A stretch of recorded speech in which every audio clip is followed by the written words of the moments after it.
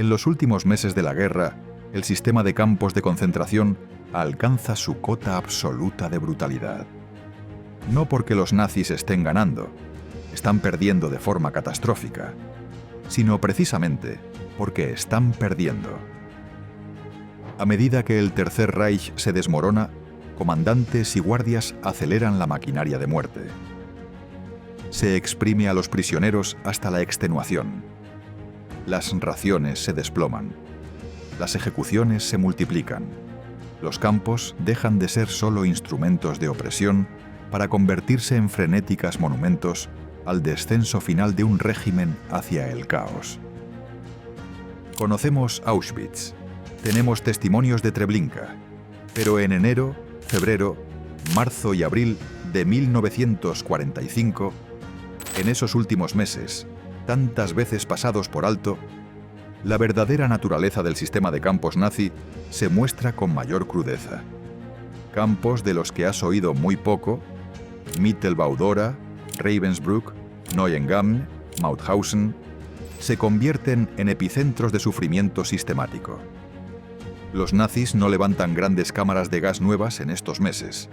En lugares como Auschwitz, las gaseaciones habían cesado en gran medida a finales de 1944, mientras las SS se preparaban para borrar pruebas. Y aún así, cuando la liberación está cerca, el ritmo de muerte se acelera, por hambre, enfermedad, ejecuciones y marchas de la muerte. Esta es la historia de lo que ocurrió dentro de esos muros en los meses finales de la guerra, cuando murieron cientos de miles de personas, incluidos aproximadamente 250.000 solo en las marchas de la muerte. No por bombas ni por combate, sino por el diseño deliberado de un sistema pensado para borrar a los seres humanos. No de golpe, sino lenta, sistemática, metódicamente. En este documental mostramos cómo la tortura se convierte en burocracia, cómo la maquinaria de muerte sigue funcionando incluso cuando el régimen que la creó se derrumba.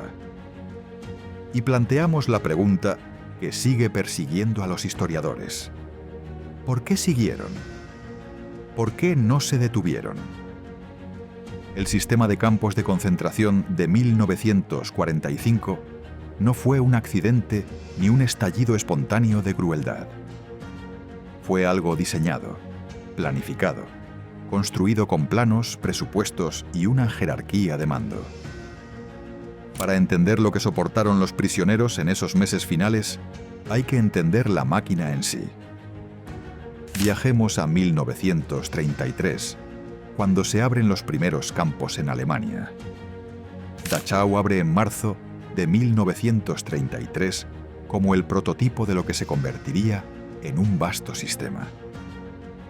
Sachsenhausen y Buchenwald llegan en 1936 y 1937.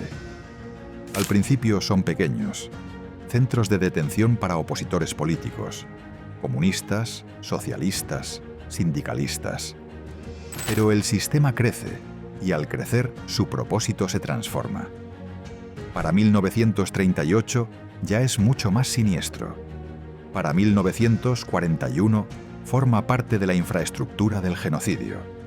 Para 1945 opera por encima de su capacidad. Hacinado, mal alimentado y abocado a la muerte masiva. La jerarquía es precisa. En la cúpula, Heinrich Himmler, Reichsführer SS, supervisando todo el sistema. Debajo de él, el inspector de campos de concentración, Richard Glücks, que luego dirige la Amtsgruppe D, dentro de la Oficina Principal Económica y Administrativa de las SS. Administra los campos desde Oranienburg, cerca de Berlín. Cada campo tiene un comandante que rinde cuentas hacia arriba. Luego vienen los guardias, los capos, prisioneros encargados de vigilar a otros y el personal administrativo, médicos, oficinistas, ingenieros, arquitectos. Cada función es una pieza de la máquina. Y todo queda documentado. Hay presupuestos, planes de construcción, solicitudes de madera, hormigón, alambre de púas, la Oficina Principal Económica y Administrativa de las SS lleva registros meticulosos de muertes, de números de prisioneros, de costes de alimentación. La política trata a los prisioneros como un recurso laboral que se agota. La destrucción por el trabajo no es un eslogan, sino una práctica incrustada en directivas y aprovisionamientos. Los campos se construyen con una precisión técnica escalofriante. Tomemos Auschwitz-Birkenau. La construcción está supervisada por el ingeniero Karl Bischoff, trabajando a partir de planos de las SS. Los barracones se disponen en cuadrículas. En Birkenau, las hileras se pierden en el horizonte. Las cámaras de gas y los crematorios se organizan como fábricas, salas de desvestirse, espacios de asesinato disfrazados de desinfección y hornos concebidos para funcionar de forma continua. En conjunto, los crematorios de Auschwitz pueden incinerar miles de cuerpos al día. Para 1945, el sistema abarca más de 40 campos principales y cientos de subcampos por todo el territorio controlado por Alemania. Mauthausen, Ravensbrück, Neuengamme, Buchenwald, Dachau, Sachsenhausen, Gross-Rosen, Mittelbau-Dora y más. Cada uno se especializa. Ravensbrück como principal campo de mujeres, Mittelbau-Dora para la producción subterránea de armamento, Mauthausen como emblema del aniquilamiento mediante el trabajo. En el último año de la guerra, todos funcionan por encima de sus límites. La instrucción de los guardias inculca la ideología como método.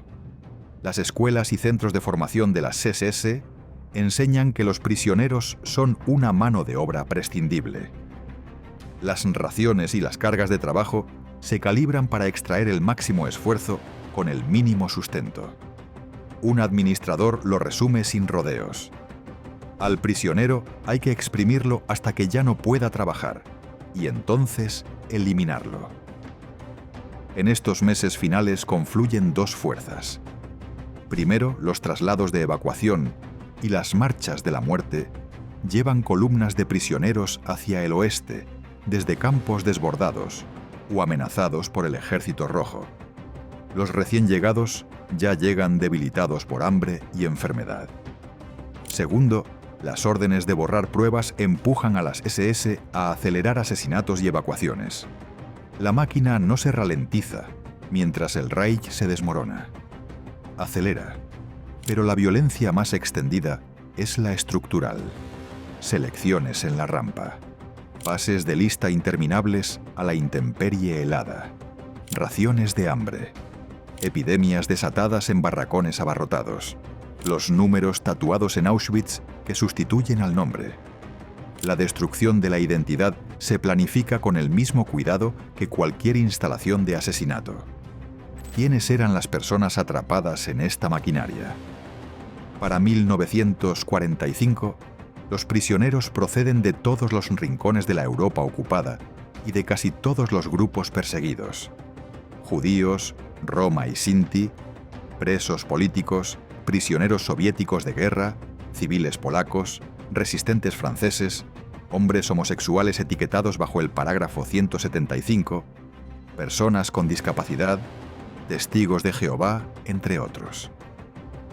El sistema los clasifica con insignias de colores: triángulos rojos para presos políticos, verdes para los catalogados como criminales, rosas para los hombres encarcelados bajo el parágrafo 175, morados para los testigos de Jehová, negros para quienes se estigmatiza como asociales, una categoría que a menudo, aunque no siempre, incluye a Roma y Sinti.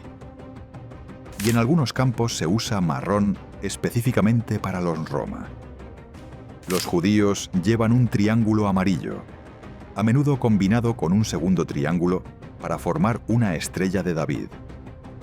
Los prisioneros soviéticos transferidos al sistema de campos suelen portar un triángulo rojo marcado con SU, de Soviet Union, Unión Soviética. La clave es la jerarquía, siempre visible, siempre impuesta. El proceso empieza en la rampa. Imagina bajar de un tren después de días en un vagón de ganado sellado, sin comida, sin agua, sin saneamiento. Las puertas se abren de golpe. Gritos, perros, látigos. Un hombre de las SS, a menudo un médico del campo, indica con la mano, a la derecha, a la izquierda, a la derecha, a la izquierda. Selección, segundos para vivir o para trabajar. Ancianos, niños, enfermos, enviados por un lado, los considerados aptos para el trabajo por otro, y quienes son mandados a la izquierda en centros de exterminio como Auschwitz-Birkenau no van a las enfermerías, van a las cámaras de gas. Esos médicos no hacen evaluaciones médicas, están clasificando para matar. En Auschwitz, donde los registros son extensos, más de 1,1 millones de personas son asesinadas, la mayoría judías, y la mayor parte muere en las cámaras de gas. Otras perecen por hambre, enfermedad, palizas, ejecuciones y experimentos médicos. El asesinato no se limita a las cámaras, se reparte en cada rutina, en cada recuento, en cada comida, en cada marcha hacia el trabajo. A los seleccionados para trabajar los desnudaban, les confiscaban sus pertenencias y les rapaban la cabeza. En Auschwitz y en unos pocos lugares más, les tatuaban números. En otros campos, los números se llevaban en el uniforme y se registraban en libros. Los supervivientes describen a menudo el rapado como el momento en que la identidad se disolvía, un rostro vuelto anónimo.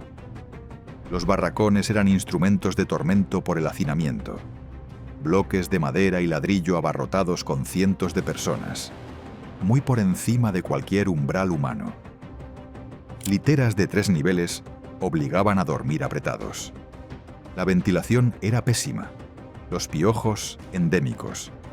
El hedor, excrementos, podredumbre, enfermedad, era inescapable.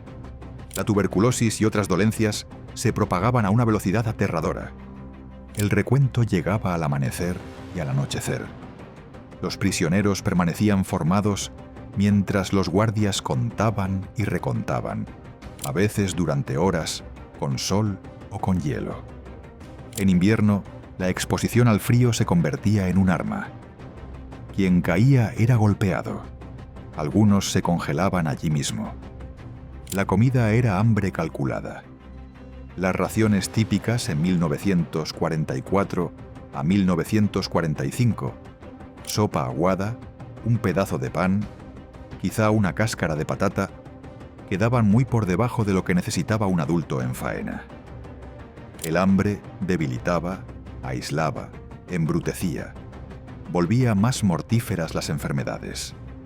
Hacía del robo y la desesperación compañeros constantes. Luego venía el trabajo, las canteras de Buchenwald, las ladrilleras de Neuengamme, los túneles subterráneos de Widos en Mittelbau-Dora, donde la gente trabajaba, se asfixiaba y moría en la oscuridad.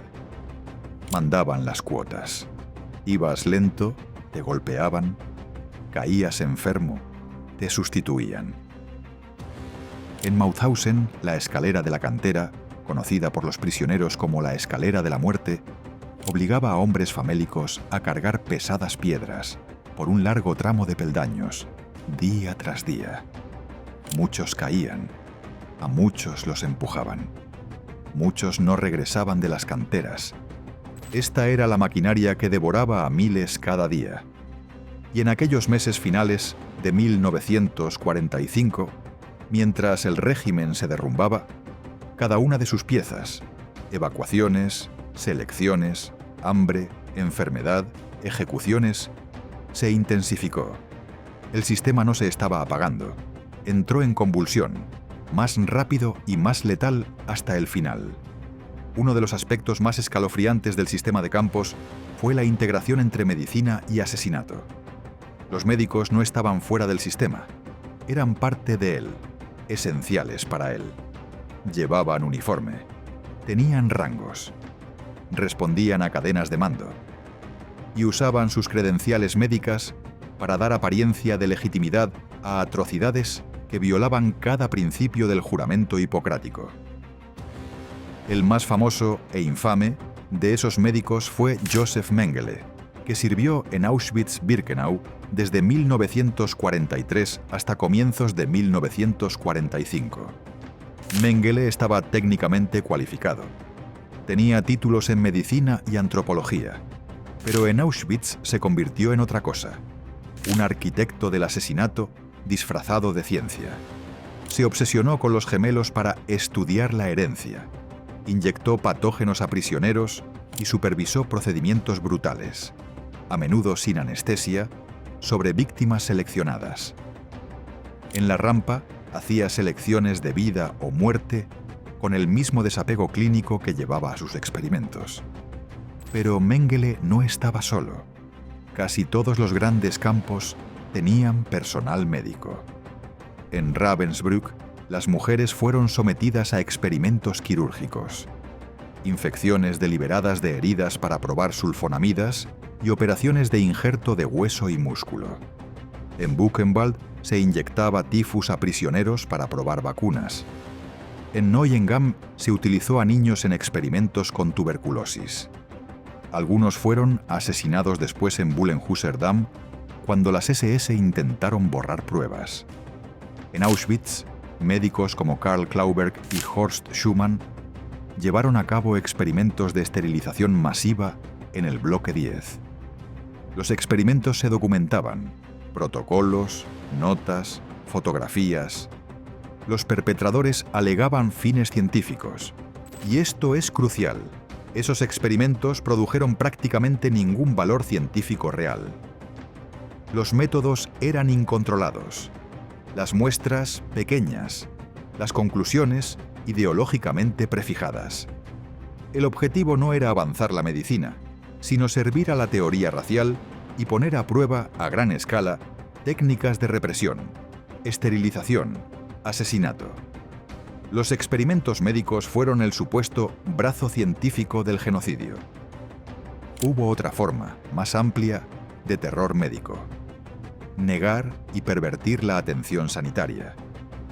Los campos tenían enfermerías, reviere, pero para muchos eran antesala de la muerte. Los medicamentos escaseaban o se retenían deliberadamente.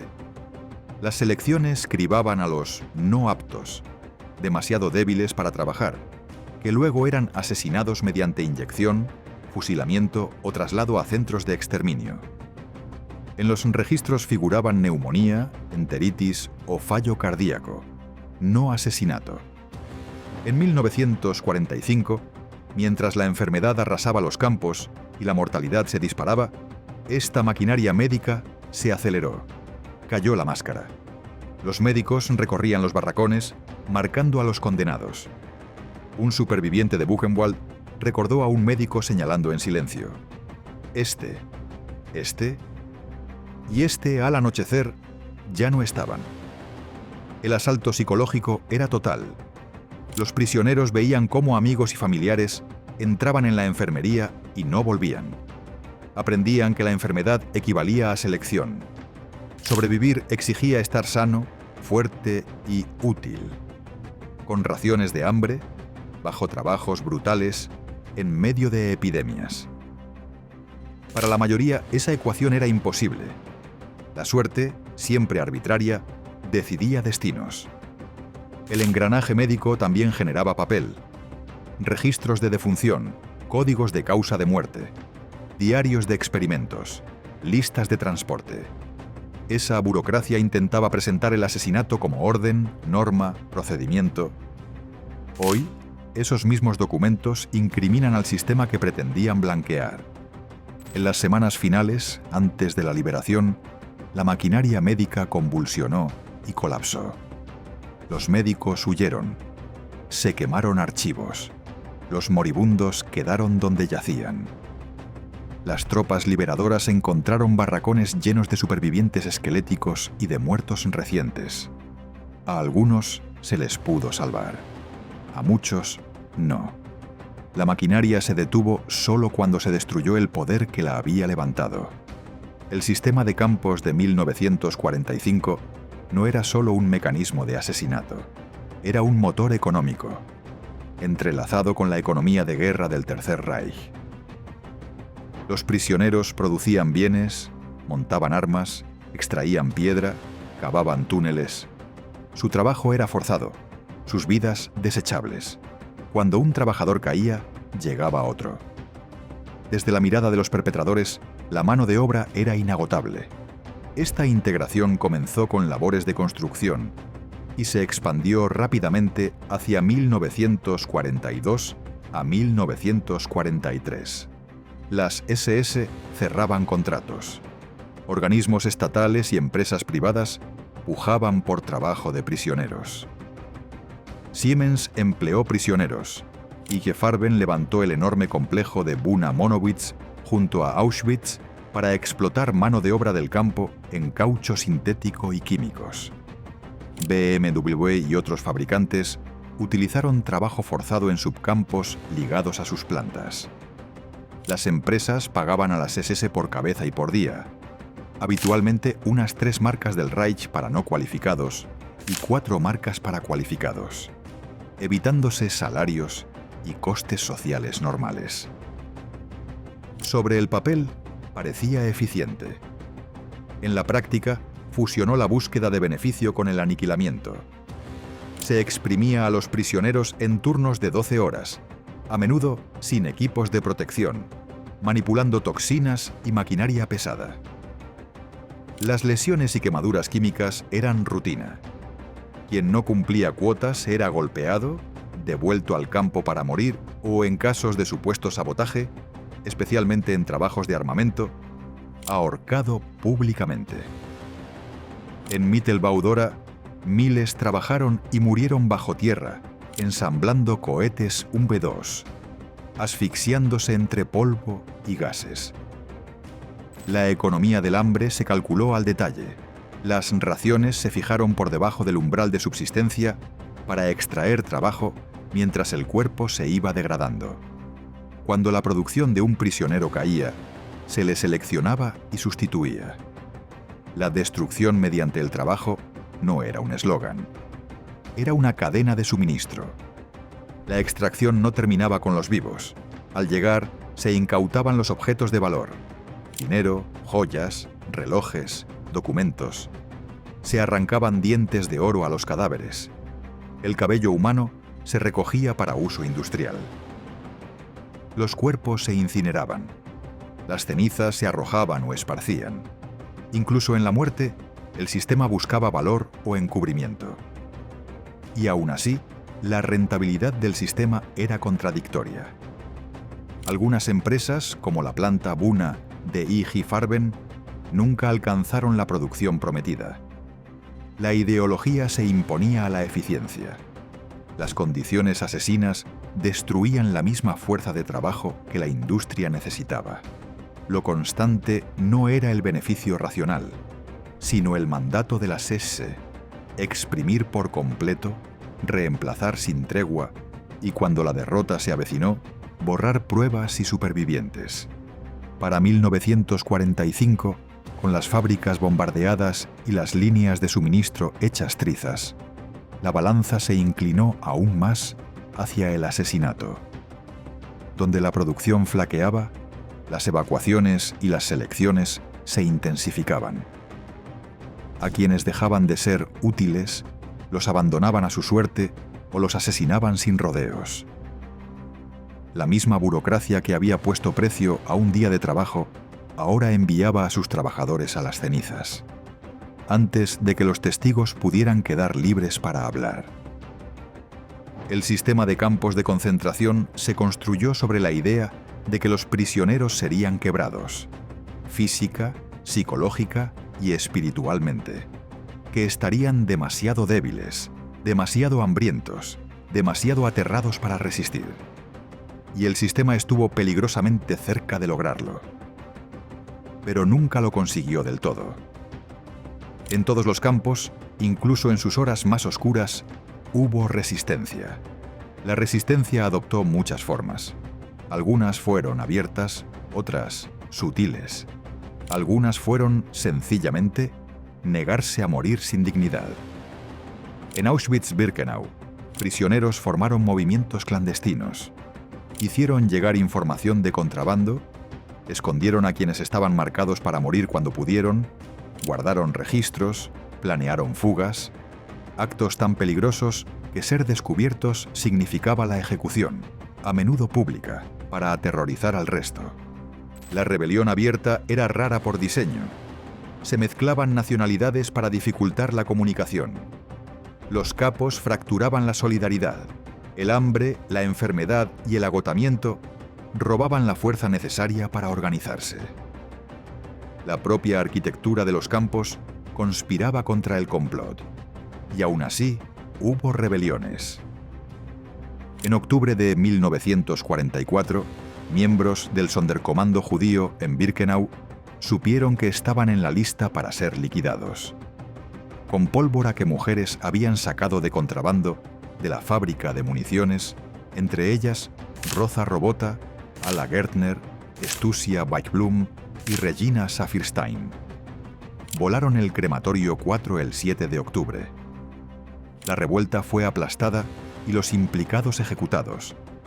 Las 4 mujeres fueron ahorcadas en enero de 1945. Militarmente cambió poco. Moralmente importó enormemente. Incluso en el corazón del centro de exterminio, la voluntad de resistir se mantuvo. El crematorio 4 quedó destruido. Nunca volvió a funcionar. En otros lugares, resistir significó organizar cuidados e información. En Ravensbrück, las mujeres tejieron redes para proteger a las más vulnerables y compartir datos sobre guardias, destinos de trabajo y estrategias de sobrevivencia. Solidaridad más que revuelta armada, pero que salvaba vidas. En Buchenwald, un comité clandestino reunió armas y se preparó para el momento del colapso. En abril de 1945, cuando las fuerzas estadounidenses se acercaban, los prisioneros se alzaron, tomaron puntos clave y se hicieron con el control justo cuando el ejército de los Estados Unidos llegó a las puertas. Las marchas de la muerte de comienzos de 1945 abrieron nuevas grietas para la desobediencia. Mientras las SS evacuaban los campos ante el avance del Ejército Rojo, la rígida estructura se aflojaba. Algunos prisioneros se escabulleron hacia los bosques, se escondieron en pueblos o hallaron refugio con civiles. Muchos otros murieron en el camino, abatidos al caer, congelados o muertos de hambre. Al final de la guerra, aproximadamente 250.000 fueron asesinados en las marchas. El tiempo lo era todo. Algunos transportes salieron horas antes de la liberación y jamás regresaron. Otros fueron abandonados cuando los guardias huyeron. La supervivencia podía depender de en qué columna ibas, qué día marchabas, qué pueblo atravesabas. Sin embargo, por encima de esas contingencias, algo se mantuvo. La resistencia, organizada o íntima, arma o susurro, demostró que, incluso en un sistema diseñado para borrar la humanidad se defendió. Abril de 1945. Los campos que habían funcionado en secreto durante años quedaron de pronto expuestos al mundo. Desde el este, el Ejército Rojo descubrió los restos de Treblinka y Sobibor, el lugar de exterminio de Chełmno y, con supervivientes aún dentro, Auschwitz, liberado el 27 de enero de 1945.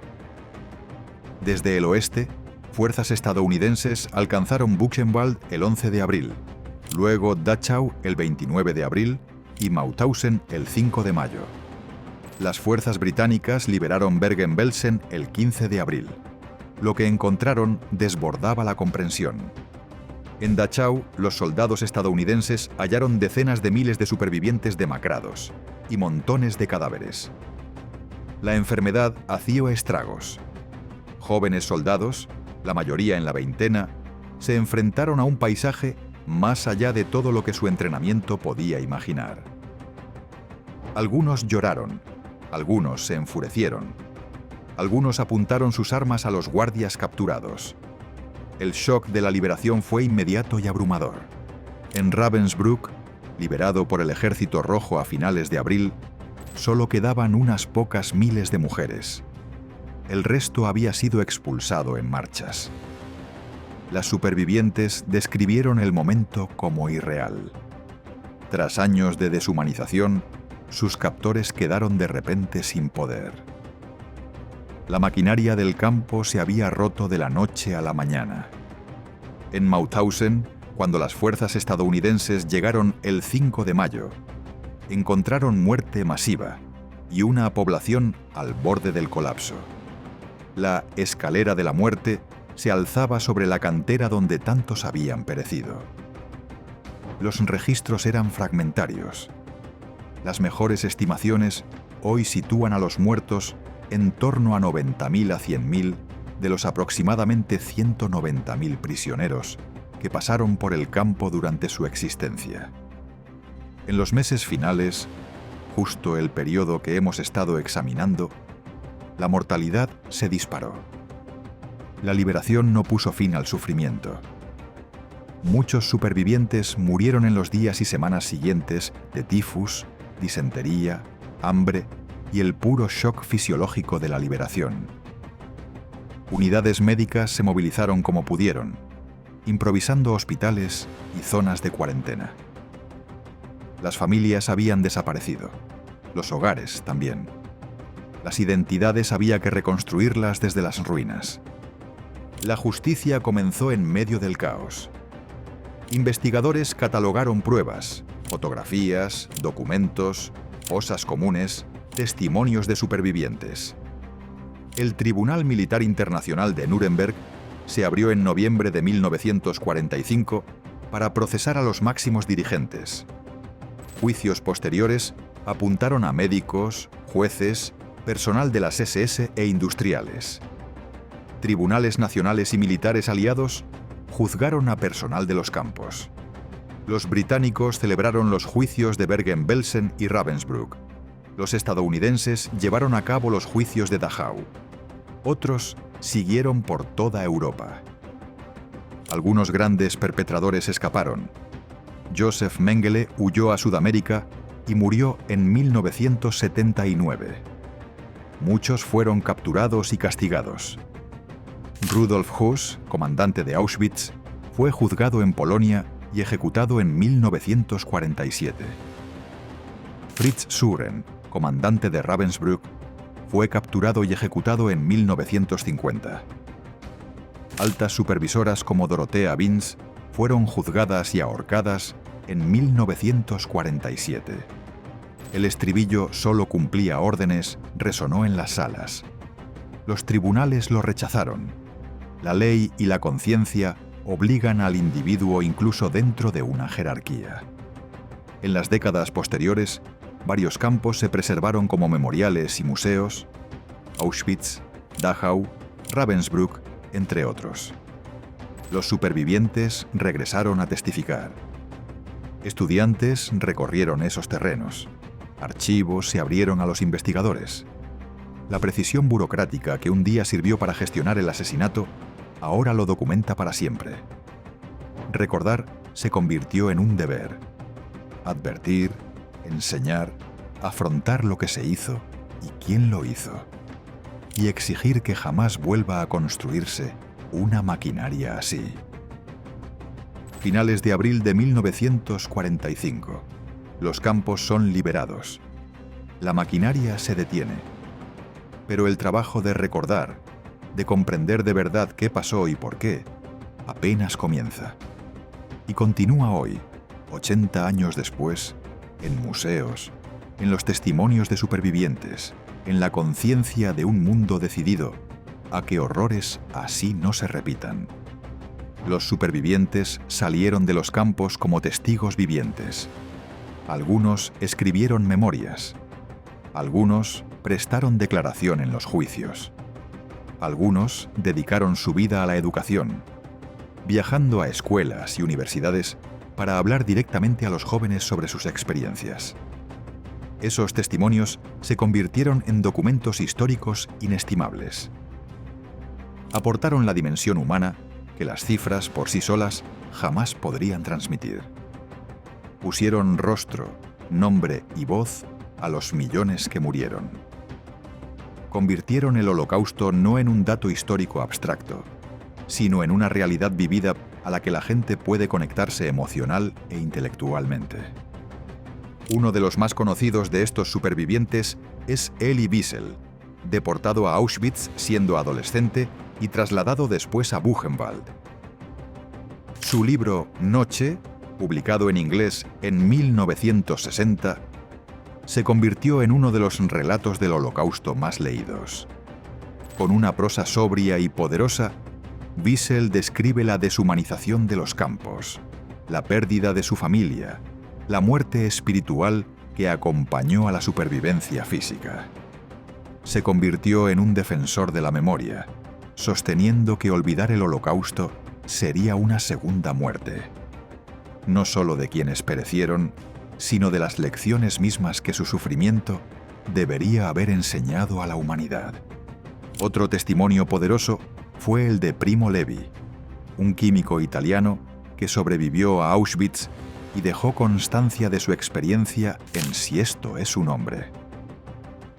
El relato de Levi destaca por su precisión analítica.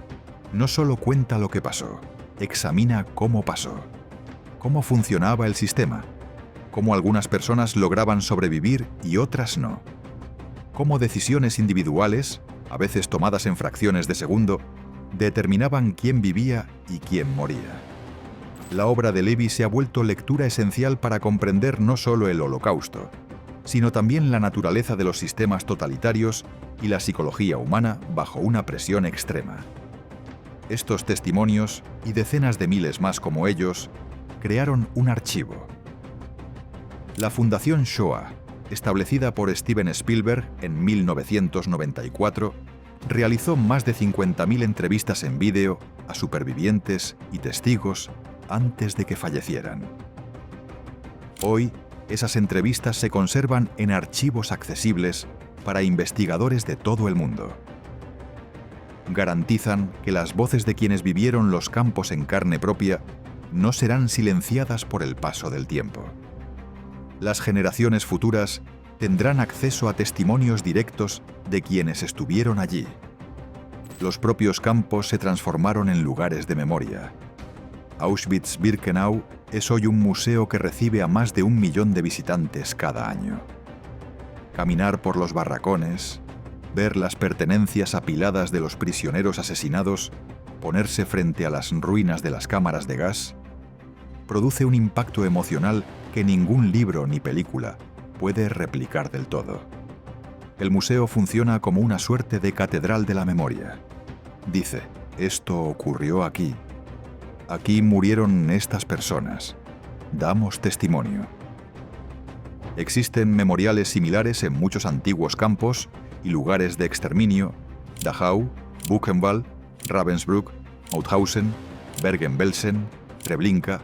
Cada memorial está concebido para educar, honrar a los muertos y advertir del peligro de permitir que surjan de nuevo sistemas así. Exposiciones, testimonios de supervivientes y programas educativos atraen a millones de visitantes. Estudiantes, académicos, descendientes de supervivientes, gente común que busca entender. Las Naciones Unidas establecieron el 27 de enero como Día Internacional en Memoria del Holocausto, en recuerdo de la liberación de Auschwitz. Cada año, el mundo se detiene a recordar. Líderes gubernamentales visitan memoriales. Las escuelas enseñan lecciones. Los supervivientes, ya ancianos, comparten una vez más sus testimonios. El día nos recuerda que la memoria exige esfuerzo, que olvidar es más fácil que recordar, que la vigilancia es necesaria. Pero, ¿cuáles son las lecciones del Holocausto? ¿Qué deberíamos aprender al comprender lo ocurrido en los campos en 1945 y en los años anteriores? La lección más obvia habla del peligro del totalitarismo, de los gobiernos que concentran poder absoluto, que consideran a ciertos grupos como menos que humanos, que construyen complejas burocracias para llevar a cabo el genocidio. El Holocausto no comenzó con cámaras de gas. Comenzó con palabras, con propaganda, con leyes que despojaron a ciudadanos de sus derechos, con un discurso deshumanizador que retrataba a ciertos grupos como amenazas o alimañas. Entender esta progresión es crucial para reconocer las señales de alarma. Otra lección fundamental tiene que ver con la complicidad de la gente corriente. Los campos no habrían funcionado sin la participación de miles de personas, no solo oficiales y guardias de las SS, sino también administrativos, personal de logística, médicos, ingenieros, soldados, directores de fábrica y civiles. Algunos participaron con entusiasmo, otros a regañadientes, otros bajo coacción. Pero la participación adoptó muchas formas, y la maquinaria de la atrocidad requirió cooperación generalizada. Esto plantea preguntas incómodas sobre la responsabilidad moral en sistemas del mal. Si formas parte del sistema, ¿eres cómplice aunque solo cumplas órdenes? La mayoría de historiadores y filósofos responden que sí. Los individuos conservan su agencia y su responsabilidad moral incluso dentro de sistemas autoritarios. Una tercera lección se refiere a la velocidad de la atrocidad. El régimen nazi duró 12 años. El genocidio industrial del Holocausto tardó apenas unos pocos años desde su concepción hasta su plena implementación. La historia muestra que, una vez que un régimen consolida el poder y normaliza la exclusión, las atrocidades pueden escalar a una velocidad pasmosa. La prevención exige vigilancia en las primeras etapas, antes de que la maquinaria esté completamente montada. El Holocausto también nos enseña el peligro de la indiferencia. Mucha gente sabía o intuía lo que estaba pasando. Las familias comprendían que a sus parientes se los habían llevado. Quienes vivían cerca de los campos veían los trenes y el humo. Las poblaciones locales escuchaban disparos, olían la quema, veían columnas de prisioneros. Y sin embargo, muchos guardaron silencio, por miedo, por interés propio o por negación. La atrocidad prospera en el silencio de los espectadores. Callar ante la injusticia es una elección y habilita el mal. En el presente, la memoria del Holocausto nos alerta sobre amenazas modernas. Ha habido genocidios desde 1945. En Camboya, Ruanda, Bosnia, Darfur, Myanmar.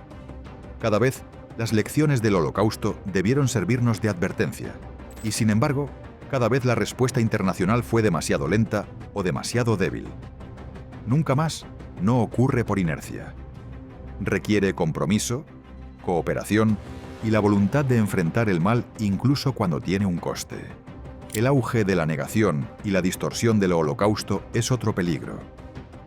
Algunos dicen que el Holocausto fue exagerado o que no ocurrió. Otros minimizan el número de víctimas o presentan las atrocidades como excesos aislados y no como una política sistemática. Estas negaciones son históricamente falsas y moralmente corrosivas. Buscan borrar testimonios y pruebas documentadas. Normalizan la idea de que crímenes así son dudosos y por tanto imaginables de nuevo. Los supervivientes han combatido la negación con testimonio y evidencia. Han permitido que sus historias se graben y se preserven pese al coste psicológico. Su compromiso con la memoria es un acto de coraje moral. Los campos representan un tipo particular de mal, industrializado, burocrático, sistemático.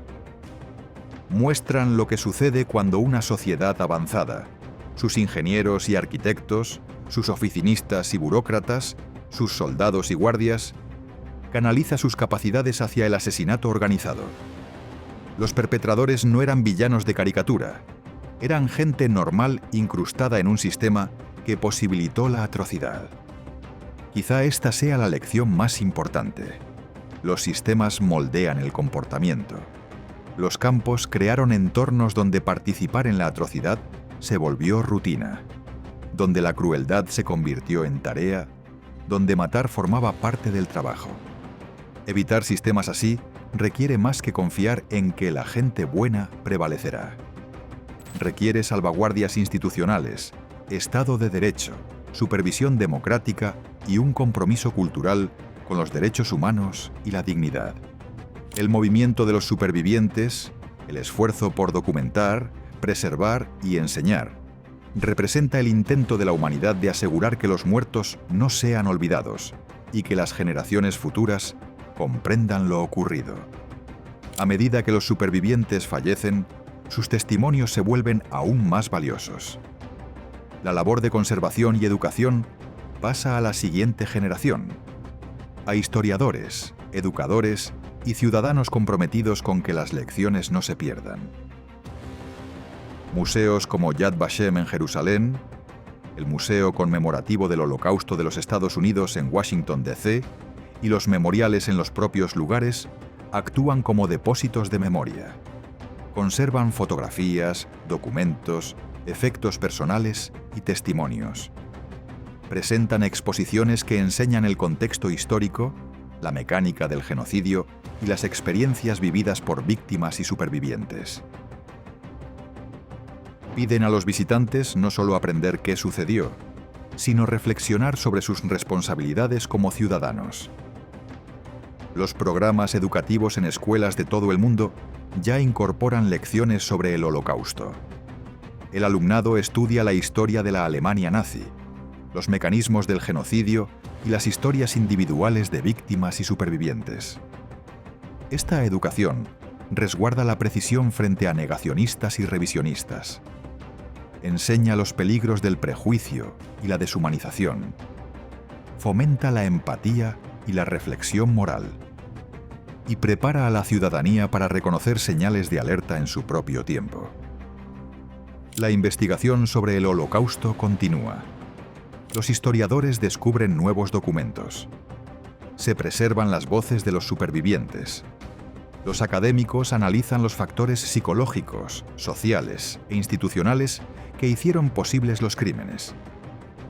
Este trabajo en curso profundiza la comprensión, cuestiona simplificaciones y afronta preguntas difíciles sobre complicidad, resistencia, supervivencia y elección moral. El Holocausto está incrustado en la conciencia global como la atrocidad definitoria del siglo XX, y a la vez es particular. No fue el primer genocidio ni el último. Su fuerza proviene de la escala, del diseño sistemático, del testimonio de los supervivientes y de una documentación exhaustiva, y del hecho contundente de que una sociedad avanzada y educada puso sus capacidades al servicio del asesinato sistemático. En este sentido, el Holocausto funciona como un espejo. Muestra lo que los seres humanos pueden construir, catedrales de memoria y también sistemas de muerte. Muestra lo que ocurre cuando la ideología se impone a la moral, cuando la burocracia habilita la atrocidad, cuando personas corrientes se convierten en perpetradores a través de incontables decisiones pequeñas. Empezamos preguntando, ¿por qué siguieron adelante? ¿Por qué no se cerraron los campos cuando el régimen nazi se derrumbaba? ¿Por qué hubo una aceleración de la matanza en los meses finales, de enero a mayo, de 1945? En vez de un apagón gradual, la respuesta está en entender los campos no como brutalidad espontánea, sino como una máquina. Las máquinas no se detienen porque sus operarios fracasen. Funcionan hasta que alguien las apaga desde fuera o se rompen. Los campos se detuvieron por la liberación, no por una reforma interna ni por un despertar moral, no porque los perpetradores reconocieran de pronto el mal que estaban cometiendo, sino por la derrota militar. En los últimos meses de 1945, la maquinaria operó a su máxima intensidad. Los prisioneros se morían de hambre. La enfermedad campaba a sus anchas. Los guardias aceleraron las ejecuciones. Los médicos apresuraron las muertes. El sistema consumió seres humanos a máxima capacidad precisamente porque sus agentes entendían que el final estaba cerca. La ventana para matar se cerraba, así que mataron más rápido. Esto revela algo esencial sobre la naturaleza de los campos. No eran un sistema de castigo susceptible de reforma. No eran prisiones orientadas a la rehabilitación. Eran una máquina diseñada con un solo objetivo: exprimir trabajo hasta que los cuerpos se quebraran y después destruir a quienes ya no eran útiles. La máquina siguió su diseño. No tenía interruptor de apagado. Solo podía detenerse por la fuerza desde fuera.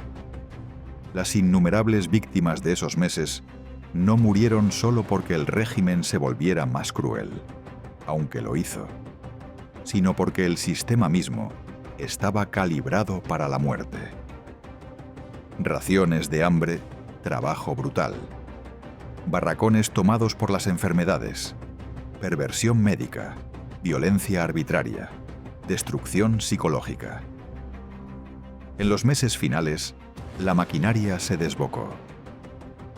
Por eso importa tanto comprender los campos, no solo para honrar a los muertos, aunque debemos hacerlo, sino para entender cómo una sociedad moderna puede orientarse hacia el genocidio, cómo la burocracia puede habilitar la atrocidad, cómo la gente corriente puede participar en un mal extraordinario, cómo los sistemas persisten incluso cuando fallan los individuos.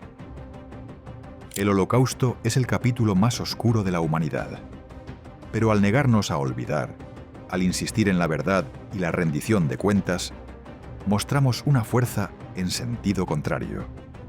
Damos testimonio, nombramos, exigimos justicia. Nos negamos a permitir que sistemas así vuelvan a operar sin control.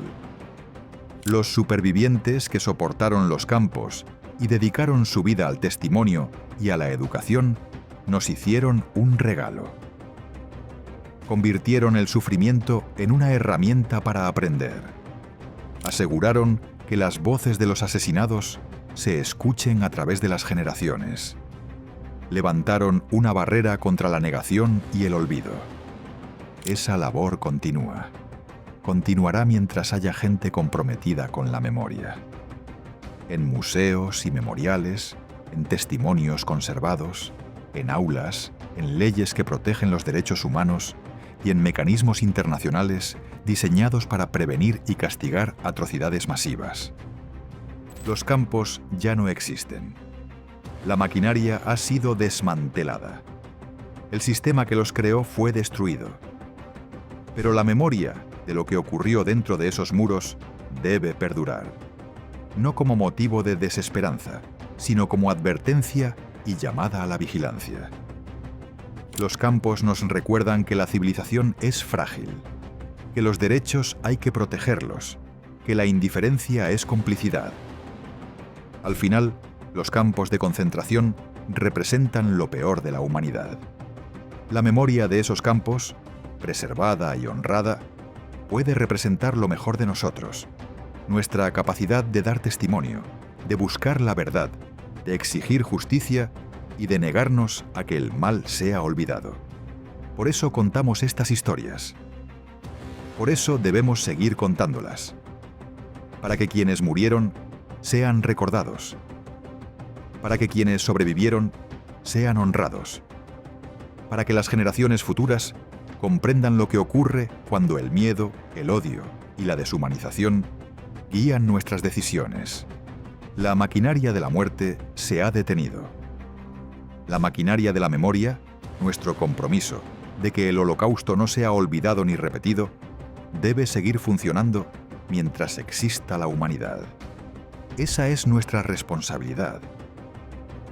Esa es nuestra deuda con quienes sufrieron y murieron.